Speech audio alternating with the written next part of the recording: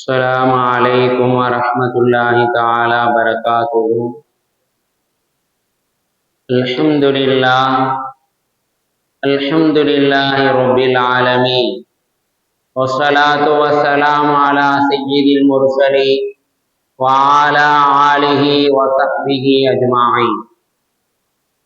أما بعد، فقد قال الله تعالى في القرآن العظيم وفي الفرقان المجيد بعد أعوذ بالله من الشيطان الرجيم. بسم الله الرحمن الرحيم. يا أيها الذين آمنوا اسجدوا واعبدوا ربكم وافعلوا الخير لعلكم تفلحون. قال رسول الله صلى الله عليه وسلم: الصحابة كالنجوم فبأي اقتديتم ويهتديتم. وقال عليه الصلاة والسلام: صدق الله العلي العظيم وصدق رسول النبي الكريم ونحن على ذلك من الشاهدين والشاكرين. எல்லாம் வல்ல அல்லாஹுவின் அருளும் மேலான கருணையும் நம் அனைவர்கள் மீதும் வந்து சேரட்டுமாக.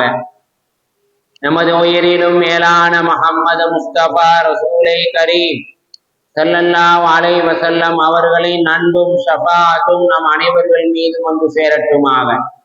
நமது மனைவி மக்கள், நமது உற்றார் உறவினர், உலகத்தில் உள்ள முஸ்லிமான முஃமினான ஆண் பெண் அனைவர்களுக்கும் அல்லாஹ் உடல் சுகத்தை நிரந்தரமாக நசீபாக்குவானாக. மருத்துவமனை கஷ்டங்கள், மருத்துவமனை செலவுகள், பலாய் முசீபத்துகள், கொடிய தீராத நோய் நொடிகள் என்று அல்லாஹ் நம் அனைவர்களையும் நிரந்தரமாக பாதுகாத்து அருள் புரிவானாக.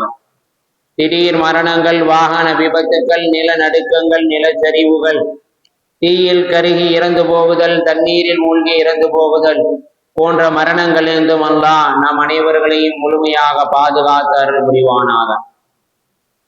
கலிமாவோடு மரணிக்கக்கூடிய நசீபே வல்ல நாயன் நம் அனைவர்களுக்கும் தந்தல் புரிவானாக என்று துவா செய்தவனாக என்னுடைய உரையை ஆரம்பம் செய்கிறேன். கண்ணியத்திற்கும் பெரும் மதிப்பிற்குரிய அல்லாஹ்வின் நல்லடியார்களே, இஸ்லாமிய பெருமக்களை, இந்த காலகட்டம் என்பது லட்சக்கணக்கான மக்கள் அல்லாஹ்வின் இறை இல்லமாக திகழக்கூடிய காபாவை நோக்கி தயாராகக்கூடிய ஒரு சூழ்நிலையிலே நாம் எல்லாம் வீட்டிருக்கின்றோம். அவன் இந்த மனித சமூகத்தின் மீது கடமையாக்கிய அந்த புனித ஹஜ் என்னும் அந்த அமலை நிறைவேற்றுவதற்காக இன்று பல செல்வந்தர்கள் அந்த காபாவை நோக்கி சென்று கொண்டிருக்கின்றார்கள்.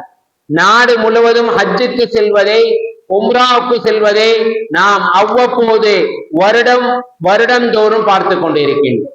நபிகள் நாயகம் ஸல்லல்லாஹு அலைஹி வஸல்லம் அவர்கள் சொன்னார்கள், அல்லாஹ் யாருக்கு வசதியை கொடுத்திருக்கின்றானோ, யாருக்கு அல்லாஹ் எல்லா விதமான நியமத்துக்களையும் பாக்கியங்களையும் கொடுத்திருக்கின்றானோ அவர்கள் குறைந்தது 5 வருடத்திற்கு ஒரு முறை ஹஜ் செய்வது அவர் மீது கடமையாக இருக்கின்றது என்பதாக பெருமானார் ஸல்லல்லாஹு அலைஹி வஸல்லம் அவர்கள் சொன்னார்.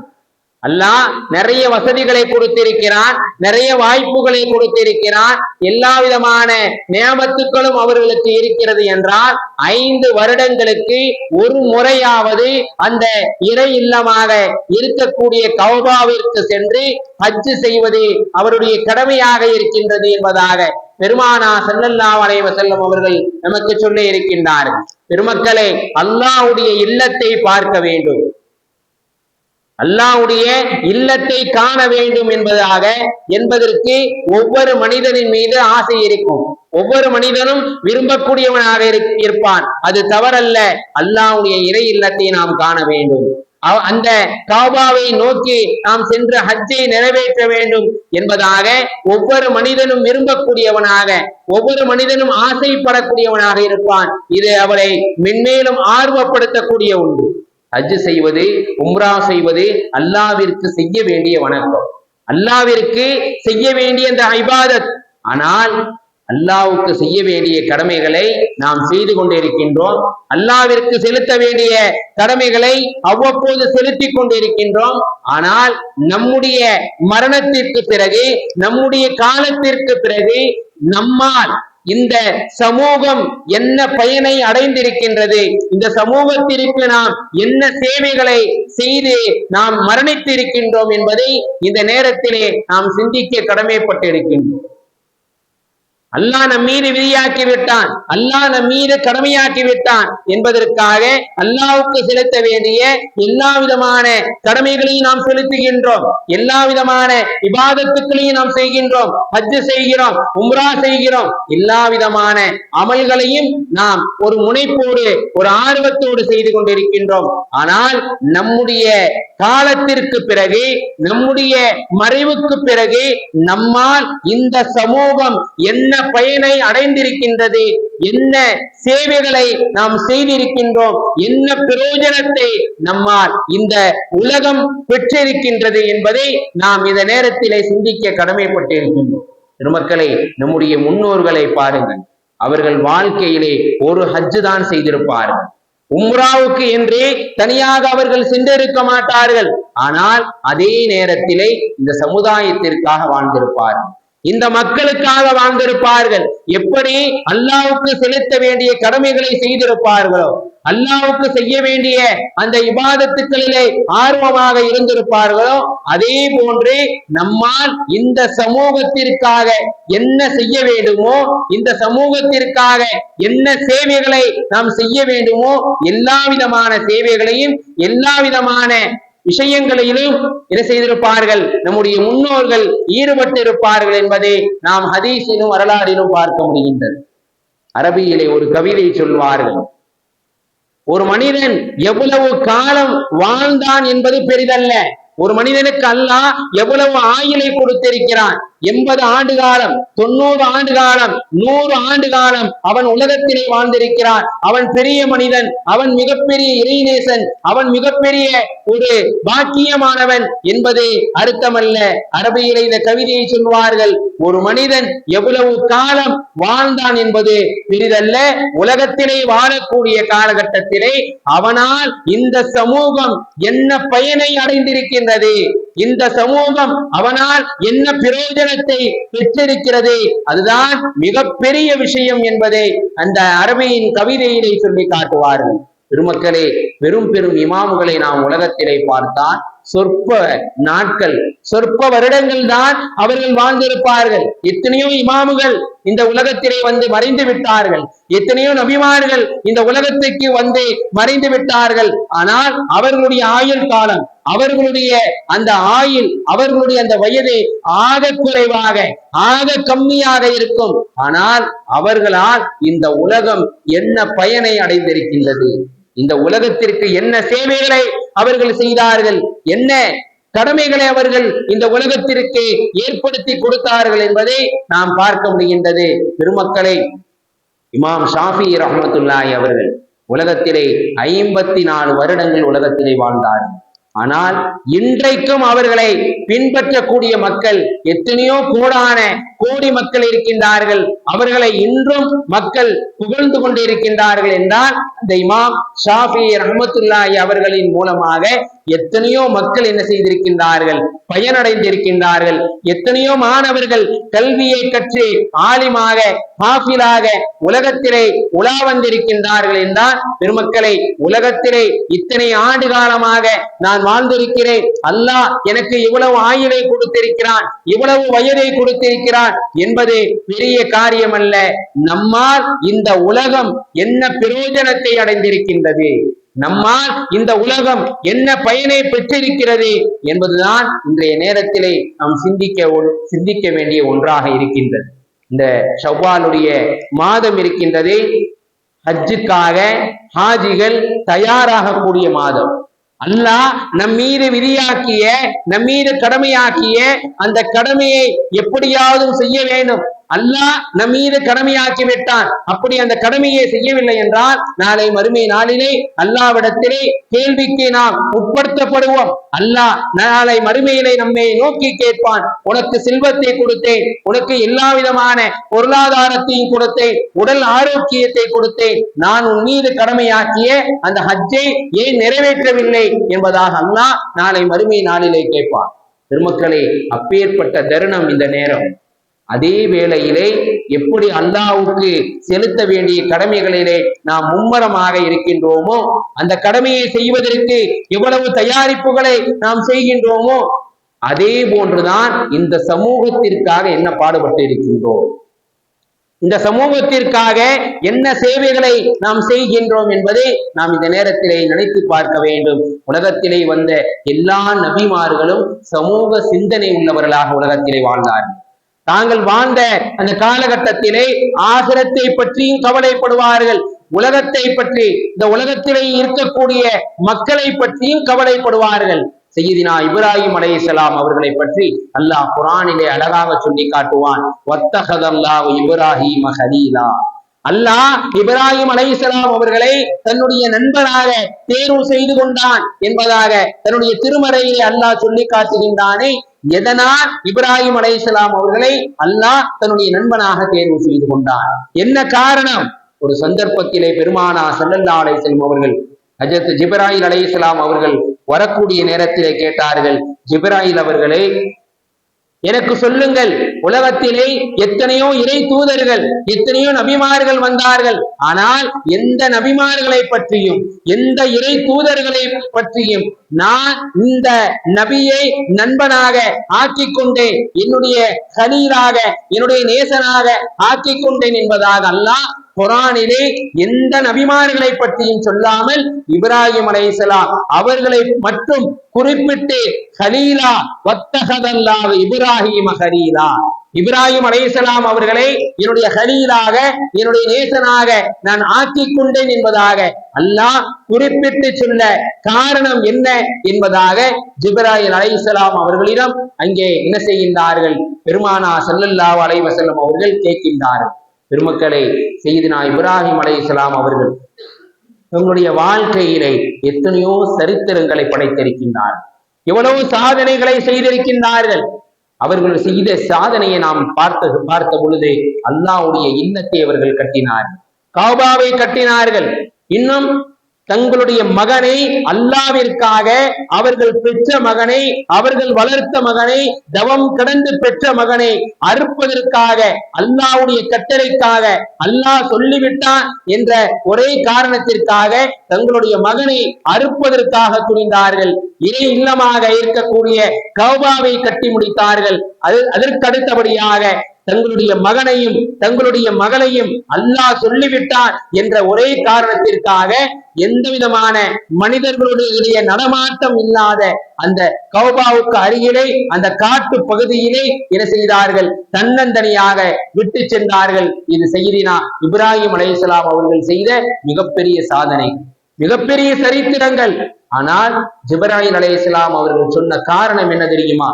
ஜிப்ராயில் அலைஹிஸ்ஸலாம் அவர்களிடம் பெருமானா ஸல்லல்லாஹு அலைஹி வஸல்லம் அவர்கள் கேட்டார்களே, வத்தஹதல்லாஹு இப்ராஹீம கலீலா, உலகத்தில் எத்தனையோ இறை தூதர்கள் வந்திருக்க, எத்தனையோ நபிமார்கள் வந்திருக்க, ஏன் அல்லாஹ் இப்ராஹிம் அலைஹிஸ்ஸலாம் அவர்களை மட்டும் என்னுடைய நண்பனாக நான் ஆக்கிக் கொண்டேன் என்பதற்கான காரணம் என்னவென்றால், ஜிப்ராயில் அலைஹிஸ்ஸலாம் அவர்கள் சொன்னார்கள், இப்ராஹிம் அலைஹிஸ்ஸலாம் அவர்களை அல்லாஹ் ஏன் என்னுடைய நண்பனாக ஆக்கி கொண்டான் என்றால், அவர்கள் உலகத்திலே வாழக்கூடிய காலகட்டத்திலே ஏழைகளுக்கு உணவு அளித்து வந்தார்கள்.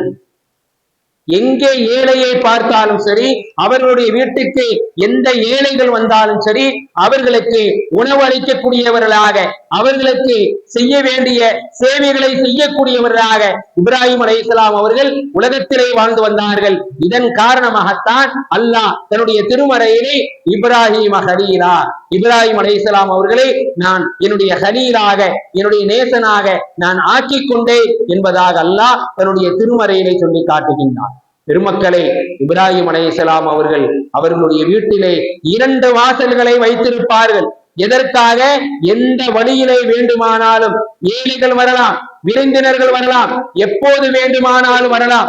அவர்கள் வயிறு நிரம்ப நம்முடைய வீட்டிலே உணவு அறிந்து விட்டுதான் அவர்கள் வெளியிலே செல்ல வேண்டும் என்பதற்காக தங்களுடைய அடிமையை பார்த்து இப்ராஹிம் அலைஹிஸ்ஸலாம் அவர்கள் சொல்வார்கள், எந்த நேரமும் விருந்து தயாராக இருக்க வேண்டும். எப்ப வேண்டுமானாலும் ஏழைகள் வருவார்கள் என்பதாக இப்ராஹிம் அலைஹிஸ்ஸலாம் அவர்கள் என்ன செய்தார்கள்? தங்களுடைய அடிமையை நோக்கி சொன்னார்கள் என்றால், பெருமக்களை, உலகத்திலே அவர்கள் வாழக்கூடிய காலகட்டத்திலே எத்தனையோ சரித்திரங்களை படைத்தார்கள். தங்களுடைய மகனை அறுக்க முற்பட்டார்கள். தங்களுடைய பிள்ளையும் தன்னுடைய மனைவியும் அனாந்தர காட்டிலே விட்டு சென்றார்கள். எவ்வளவு சாதனைகளை செய்தார்கள். ஆனால் எந்த சாதனையும் இங்கே ஜிப்ராயில் அலைஹிஸ்ஸலாம் அவர்கள் சொல்லவில்லை. அல்லாஹ் கலீலாக ஆக்கி கொண்டதின் காரணம் என்னவென்றால், இப்ராஹிம் அலைஹிஸ்ஸலாம் அவர்கள் உலகத்திலே வாழக்கூடிய காலகட்டத்திலே எப்படி அல்லாஹ்வுக்கு செலுத்த வேண்டிய கடமைகளை செய்தார்களோ, எப்படி அல்லாஹ்வுக்கு செய்ய வேண்டிய விஷயங்களிலே மும்மரமாக இருந்தார்களோ, அதே போலத்தான் உலகத்திலே மக்களுக்கு சேவை உள்ளவர்களாக, சில காரியங்களிலே அவர்களுக்கு நன்மை செய்யக்கூடியவர்களாக உலகத்திலே வாழ்ந்து வந்தார்கள். அதன் காரணமாகத்தான் அல்லாஹ் இப்ராஹிம் அலைஹிஸ்ஸலாம் அவர்களை தங்களுடைய நேசனாக ஆக்கி கொண்டான் என்பதாக ஜிப்ராயில் அலைஹிஸ்ஸலாம் அவர்கள் அங்கே பெருமானாரிடம் கூறினார்கள். கண்ணியத்திற்குரிய அல்லாஹ்வின் நல்லடியார்களே, இன்று பெண்களிடம் இந்த சமூக சிந்தனை இருக்கின்றதா? உணவு அளிக்கக்கூடிய இந்த சிந்தனை இருக்கின்றதா என்று பார்த்தால் இல்லை என்றுதான் சொல்லவில்லை. நான் முற்காலத்திலே சில பெண்கள் உணவளிப்பார்கள். எப்படி? சில பெண்கள் மரணிப்பதற்கு முன்பதாகவே தங்களுடைய பிள்ளைகளை அழைத்து வசியத் செய்வார்கள். என்னுடைய மௌத்துக்கு பிறகு, என்னுடைய மறைவுக்கு பிறகு நான் செய்த உலகத்திலே ஹயாத்தாக வாழ்கின்ற பொழுது எந்த அமலை செய்தேனோ, இந்த சமூகத்திற்காக, இந்த மக்களுக்காக எந்த சேவைகளை நான் செய்தேனோ, உணவளித்துக் கொண்டிருந்தேனா, ஏழைகளுக்கு சேவைகளை செய்து கொண்டிருந்தேனா, அந்த சேவைகளை, அந்த காரியங்களை நீங்களும் செய்ய வேண்டும் என்பதாக வசியத் செய்து வஃபாத் ஆகக்கூடியவர்களாக முற்காலத்திலே வாழ்ந்த பெண்கள் இருந்தார்கள் என்றால், பெருமக்களை, அல்லாஹ்வுக்கு செலுத்த வேண்டிய கடமைகளில் எந்த அளவுக்கு ஆர்வம் இருக்கின்றதோ, ஹஜ் செய்ய வேண்டும், உம்ரா செய்ய வேண்டும், இன்னும் பல்வேறு விதமான கடமைகளிலே நாம் ஈடுபட வேண்டும் என்ற ஆர்வமும் ஆசையும் இருக்கின்றதோ, அதே போன்றுதான் நாம் நம்முடைய காலத்திற்கு பிறகு நம்முடைய பிள்ளைகளுக்கு நாம் சொல்லிக் கொடுக்க வேண்டும். நான் செய்த சேவைகளை, நான் செய்த அமல்களை நீங்களும் செய்ய வேண்டும். உங்களுடைய பிள்ளைகளுக்கு, உங்களுடைய பேரன் பேத்திகளுக்கு நீங்களும் சொல்லிக் கொடுங்கள் என்பதாக நம்முடைய பிள்ளைகளுக்கு வசியத் செய்துவிட்டுதான் நம்முடைய மரணம் வர வேண்டும் என்பதை இந்த நேரத்திலே நாம் சொல்லிக்கொள்ள கடமைப்பட்டு இருக்கின்றோம். பெருமக்களை, பெருமானார் ஸல்லல்லாஹு அலைஹி வஸல்லம் அவர்கள் எந்த அளவுக்கு நமக்கு ஆர்வப்படுத்தி இருக்கின்றார்கள். ஹாரூன் ரஷீத் பாதுஷா ரஹ்மத்துல்லாஹி அவருடைய காலகட்டத்திலே நடந்த ஒரு நிகழ்வு. ஒரு மனிதனுக்கு ஏதாவது ஒரு காரணத்திற்காக தண்டனை விதிக்கப்பட இருக்கிறது. அதை நிறைவேற்ற வேண்டிய ஒரு சூழ்நிலையிலே அவன் இருக்கின்றான். இந்த நேரத்திலே அந்த தண்டனை நிறைவேற்றுவதற்கு உண்டான அந்த அமைச்சர் கொஞ்சம் ஓய்வு எடுக்கின்றார். அந்த ஓய்விலே ஒரு கனவு ஏற்படுகின்றது. எந்த கனவு? என்ன கனவு என்றால், அந்த தண்டனை விதிப்ப தயாராக இருக்கக்கூடிய அந்த மனிதரை சிறையில் அடைத்து அவருக்கு தண்டனை நிறைவேற்றக்கூடிய அந்த நேரத்திலே ஒரு பெண்மணி ஒரு ரொட்டி துண்டை வைத்து தடுக்கக்கூடியவர்களாக, தள்ளிவிடக்கூடியவர்களாக கனவிலை காட்டிக்கொண்டே இருந்தார். திரும்ப அந்த அமைச்சர் 3 நாட்களாக அதே கனவு அவருடைய அந்த உறக்கத்திலே வருகிறது. இவர் தண்டனை நிறைவேற்றுவதற்காக சென்றால் அங்கே ஒரு வயதான பெண்மணி ஒரு ரொட்டி துண்டை வைத்து தடுத்து கொண்டே இருந்தார். கடைசியாக அந்த அமைச்சர் அந்த வாலிபரை அழைக்கின்றார். நான் கனவிலே 3 நாட்கள் கனவிலே நான் இதே ஒரு கனவாக எனக்கு வந்தது. உனக்கு தண்டனை நிறைவேற்றுவதற்கு நான் வந்தால் ஒரு வயதான பெண் என்னை ஒரு ரொட்டி துண்டை வைத்து என்னை தள்ளிவிடக்கூடியவர்களாக இருந்தால் என்ன காரணம்? என்ன காரணம்? இதே இந்த கனவு 3 தினங்களாக எனக்கு வந்து கொண்டே இருக்கிறது என்பதாக அந்த அமைச்சர் அந்த வாலிபரிடம் சொன்ன பொழுது அந்த வாலிபர் சொன்னார், என்னுடைய தாய் ஹயாத்தாக இருக்கக்கூடிய காலகட்டத்திலே தினமும் ரொட்டி சுட்டு ஏழைகளுக்கு கொடுத்து வர சொல்வார். அவள் இறப்பதற்கு முன்பதாக அவளுடைய மௌத்துக்கு முன்பதாக எனக்கு வசியத் செய்தார், மகனே, என்னுடைய இறப்புக்கு பிறகு நான் செய்த இந்த செயலை விட்டுவிடாதே, தொடர்ந்து செய், இதுதான் உன்னை தண்டனையிலிருந்து பாதுகாக்கும் என்பதாக என்னுடைய தாய் எனக்கு வசியத் செய்தார். அதே அமலை என்னுடைய தாய் செய்த அதே இபாதத்தை நான் இந்த சமூகத்திற்காக, இந்த உலகத்திலே வாழக்கூடிய ஏழைகளுக்காக நான் அவ்வப்போது செய்து கொண்டிருந்தேன். அந்த அமல்தான் எனக்கு தண்டனையை கொடுக்க விடாமல் கனவிலே என்னுடைய தாயினுடைய உருவத்திலே வந்து காப்பாற்றி இருக்கிறது என்பதாக அந்த வாலிபர் அந்த நேரத்திலே அந்த அமைச்சரிடம் சொன்னான் என்பதை பெருமானார் ஸல்லல்லாஹு அலைஹி வஸல்லம் அவர்கள் நமக்கு ஹதீஸிலே சொல்லி காட்டுவார்கள். பெருமக்களே, நபிகள் நாயகம் ஸல்லல்லாஹு அலைஹி வஸல்லம் அவர்கள் சொன்னார்கள், உபகாரங்கள் செய்வது என்பது கெட்ட முடிவுகளை விட்டும் தடுக்கக்கூடியதாக இருக்கும். இமாம் இப்னு ஹஜர் ஹம்பலி ரஹ்மத்துல்லாஹி அவர்கள், பெரிய இமாம், சமூக அக்கறையை பற்றி தங்கள் கிதாபிலே எழுதி கொண்டு வருகின்ற பொழுது ஒரு நல்லடியாரை பற்றி சொல்வார்கள். ஒரு மனிதர் ஒரு ஊரிலே வாழ்ந்து வந்தார்.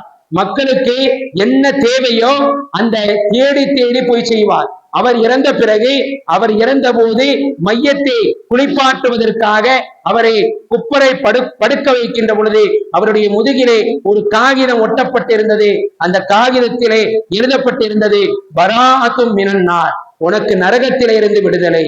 நீ செய்த சேவைக்காக, மக்கள் உன் மீது கொண்ட பிரியத்திற்காக அல்லாஹ் உனக்கு நரகத்தை ஹராமாக்கி விட்டான், உனக்கு நரகம் இருக்காது என்பதாக அந்த காகிதத்திலே ஒட்டப்பட்டு இருந்தது என்பதை அங்கே பெருமானார் ஸல்லல்லாஹு அலைஹி வஸல்லம் அவர்கள் நமக்கு சொல்லி இருக்கின்றார்கள். பெருமக்களே, உலகத்திலே எவ்வளவுதான் அமல்கள் இருந்தாலும் சரி, எவ்வளவுதான் இபாதத்துக்கள் இருந்தாலும் சரி, அந்த அமலோடு அந்த செயலோடு சேவைகளும் இருக்க வேண்டும். நம்முடைய காலத்திற்கு பிறகு இந்த சமூகம் நம்மால் என்ன பயனை பெற்றது என்ற சிந்தனை ஒவ்வொரு மனிதனுக்கும் இருக்க வேண்டும் என்பதாகத்தான் இங்கே மார்க்கம் நமக்கு சொல்லி காட்டுகின்றது. பெருமக்களே, மூசா அலைஹிஸ்ஸலாம் அவர்கள் ஒரு நேரத்திலே தவறுதலாக எகிப்திலே ஒருவரை கொலை செய்து விட்டார்கள். ஃபிரௌனுக்கு பயந்து மதியன் நகருக்கு ஓடி வந்து விட்டார்கள். மதியனிலே யாரும் தெரியாது. ஹஜ்ரத் மூசா அலைஹிஸ்ஸலாம் அவர்களுக்கு ஒரு இடத்திலே அமைதியாக உட்கார்ந்து இருக்கின்றார்கள். பக்கத்திலே ஒரு நீர்நிலை இருக்கிறது. எல்லோரும் தண்ணீர் குடித்துக் கொண்டு அந்த தண்ணீரை பாத்திரத்திலே ஏந்தி கொண்டு இருக்கின்றார்கள். மூசா அலைஹிஸ்ஸலாம் அவர்கள் ஒரு ஓரத்திலே அமர்ந்திருக்கின்றார்கள். பக்கத்திலே 2 பெண்கள் மட்டும் தண்ணீரை பிடிக்காமல் நிற்கின்றார்கள். மூசா அலைஹிஸ்ஸலாம் அவர்கள் அந்த பெண்களை பார்த்து கேட்டார்கள், நீங்கள் தண்ணீர் பிடிக்கவில்லையா என்று கேட்கின்ற பொழுது, இல்லை, ஆண்கள் அந்நியர்கள் இருக்கின்றார்கள், அப்படி அந்நியர்கள் இருக்கின்ற பொழுது நாங்கள் எப்படி போய் அந்த பைப்பிலை தண்ணீர் பிடிக்க முடியும் என்பதாக அந்த பெண்மணிகள் சொன்னார்கள். அவர்கள்தான் ஷுஐப் அலைஹிஸ்ஸலாம் அவருடைய பெண் பிள்ளைகள். மூசா அலைஹிஸ்ஸலாம் அவர்கள் அந்த பெண்களிடம் பாத்திரத்தை வாங்கி அவர்கள் தண்ணீரை பிடித்து அந்த பெண்களுக்கு கொடுத்தார்கள் என்பதை இங்கே மூசா அலைஹிஸ்ஸலாம் அவருடைய அந்த வரலாறிலே சொல்லப்படுகின்றது. பெருமக்களே, ஹஜ்ரத் மூசா அலைஹிஸ்ஸலாம் அவர்கள் நினைத்திருந்தால் அந்த செயலை செய்யாமல் இருந்திருக்கலாம். இருந்தாலும் அந்த நேரத்தில் பெண்களுக்கு என்ற சில காரியங்களிலே சில சேவைகளை செய்ய வேண்டும். அதன் காரணமாக அல்லாஹ் நம்மை உயர்த்தக்கூடியவனாக, நம்மை இன்னும் எல்லா விதமான காரியங்களிலிருந்தும் பாதுகாக்கக்கூடியவனாக இருப்பான் என்பதை மூசா அலைஹிஸ்ஸலாம் அவர்கள் அந்த நேரத்திலே நடந்து கொண்டார்கள் என்பதை ஹதீஸிலே காண முடிகின்றது. பெருமக்களே, தண்ணீருக்காக நின்று கொண்டிருந்த அந்த பெண்களிடம் பாத்திரத்தை வாங்கி தண்ணீரை பிடித்து கொடுத்தார்கள் என்றால், உலகத்திலே வந்த எல்லா நபிமார்களும் எவ்வளவுதான் பதவிகளில் இருந்தாலும் சரி, எவ்வளவுதான் பட்டங்களை பெற்றிருந்தாலும் சரி, இந்த சமூகத்திற்காக, இந்த மக்களுக்காக பாடுபட்டு இருக்கின்றார்கள், சேவை செய்திருக்கின்றார்கள். தாவூத் அலைஹிஸ்ஸலாம் அவர்களை நாம் எடுத்துக்கொண்டால் தெரியும். அரசர்களில் ஒருவர். உலகத்திலே யாருக்குமே தரப்படாத ஆட்சியை, அதிகாரத்தை அல்லாஹ் தாவூத் அலைஹிஸ்ஸலாம் அவர்களுக்கு கொடுத்தான். தாவூத் அலைஹிஸ்ஸலாம் அவர்களுக்கு அந்த பதவி, அந்த பட்டம் எப்படி கிடைத்தது என்றால், பெருமக்களை, பிறக்கும் போதே மன்னராக பிறந்தார்களா என்று பார்த்தால் இல்லவே இல்லை. ஒரு சாதாரண ஒரு ஆட்டு இடையனாகத்தான் உலகத்திலே வந்தார்கள். ஹஜ்ரத் தாவூத் அலைஹிஸ்ஸலாம் அவர்கள் அதே நேரத்திலே ஜாலூத் என்ற ஒரு கொடுங்கோல் அரசன் உலகத்திலே வாழ்ந்து வந்தான். மக்களை எல்லாம் கொன்று குவித்தான். தாவூத் அலைஹிஸ்ஸலாம் அவர்கள் அல்லாஹ்விடத்திலே கையேந்தி, யா அல்லாஹ், இந்த கொடுங்கோலனான இந்த அரசனை சாகடித்து விடு, இவனை இல்லாமல் ஆக்கிவிடு, சமூகத்திற்காக, இந்த மக்களுக்காக இந்த கொடுங்கோல அரசனை கொன்றுவிடு என்பதாக அல்லாஹ்விடத்திலே துவா செய்தார்கள். பெருமக்களே, சாதாரணமாக ஒரு ஆட்டு இடையனாக தாவூத் அலைஹிஸ்ஸலாம் அவர்கள் உலகத்திலே வந்தார்கள். மக்களுக்காக அவர்கள் போராடினார்கள், மக்களுக்காக குரல் கொடுத்தார்கள். அதன் காரணமாக அல்லாஹ் உலகத்திலே யாருக்குமே தரப்படாத ஆட்சியும் அதிகாரத்தையும் பட்டங்களையும் பதவிகளையும் ஹஸரத் சய்யிதினா தாவூத் அலைஹிஸ்ஸலாம் அவர்களுக்கு கொடுத்தான் என்றால், பெருமக்களை, இந்த சமூகத்திற்காக இந்த மக்களுக்காக நாம் பயனுள்ளவர்களாக சேவை செய்யக்கூடியவர்களாகத்தான் உலகத்திலே வாழ வேண்டும். அதன் மூலமாகத்தான் அல்லாஹ் எண்ணற்ற தரஜாக்களை நன்மைகளை எத்தனையோ நபிமார்களுக்கு வழங்கி இருக்கின்றான். ஹஸரத் ஈசா அலைஹிஸ்ஸலாம் அவர்கள் சொல்வார்கள், அல்லாஹ் குர்ஆனிலே சொல்லி காட்டுகிறான், வஜஅல்னா முபாரக்கன், அல்லாஹ் என்னை மக்கள் அனைவர்களுக்கும் பயனுள்ளவர்களாகத்தான் அல்லாஹ் என்னை படைத்திருக்கின்றான். நான் பயனுள்ளவனாக, மக்களுக்கு சேவை செய்யக்கூடியவனாக நான் உலகத்திலே இருப்பேன் என்பதாக ஹஸரத் ஈசா அலைஹிஸ்ஸலாம் அவர்கள் சொல்லி காட்டுவார்கள். பெருமக்களை, நபிகள் நாயகம் ஸல்லல்லாஹு அலைஹி வஸல்லம் அவர்கள் எப்படி வாழ்ந்தார்கள்? மக்கள் ஆயிஷா ரலியல்லாஹு தஆலா அவர்களிடம் கேட்டார்கள். எப்போது இருந்தும் உட்கார்ந்து பெருமானார் ஸல்லல்லாஹு அலைஹி வஸல்லம் அவர்கள் தொழ ஆரம்பித்தார்கள். உலகத்திலே வாழக்கூடிய காலகட்டத்துல இன்னைக்கு நம்ம 30 வயசுல 40 வயசுல 50 வயசுல உட்கார்ந்து தொழக்கூடியவர்களாக இருக்கிறோம். அந்த அளவுக்கு நம்முடைய உடல் மிகவும் பலகீனமாக இருக்கிறது. ஆயிஷா அவர்களிடம் கேட்கப்பட்டது, எப்பொழுது பெருமானார் உலகத்திலே வாழக்கூடிய காலகட்டத்தில உட்கார்ந்து தொழுதாங்க என்பதாக கேட்ட பொழுது ஆயிஷா ரலியல்லாஹு தஆலா அவர்கள் சொன்னார்கள், உலகத்திலே வாழக்கூடிய காலகட்டத்தில இந்த மக்களுக்காக, இந்த சமூகத்திற்காக ஓடி ஓடி அவர்களுடைய தேவைகளை நிறைவேற்றி களைப்புக்கும் இன்னும் மிகவும் சிரமத்திற்கும் ஆளாக்கப்பட்ட பிறகுதான் கடைசி தருணத்தில்தான் பெருமானார் ஸல்லல்லாஹு அலைஹி வஸல்லம் அவர்கள் உட்கார்ந்து தொழ ஆரம்பித்தார்களே தவிர மற்ற எந்த நேரத்திலும் உட்கார்ந்து தொழவில்லை என்பதாக ஹஸரத் ஆயிஷா ரலியல்லாஹு தஆலா அவர்கள் அங்கே சொல்லி காட்டுவார்கள். கண்ணியத்திற்குரிய அல்லாஹ்வின் நல்லடியார்களே, இஸ்லாமிய பெருமக்களை, ஷவ்வாலுடைய மாதம், ஹஜ்ஜுக்காக தயாரிப்புகளில் ஈடுபடக்கூடிய மாதம். அல்லாஹ் யாருக்கு வசதிகளையும் வாய்ப்புகளையும் கொடுத்திருக்கின்றானோ அவர்கள் நிச்சயமாக அந்த ஹஜ்ஜை நிறைவேற்ற வேண்டும். அந்த ஹஜ்ஜை நிறைவேற்றக்கூடிய அந்த தருணத்திலே மக்களுக்காக என்ன செய்ய வேண்டும்? சேவையும் செய்ய வேண்டும்.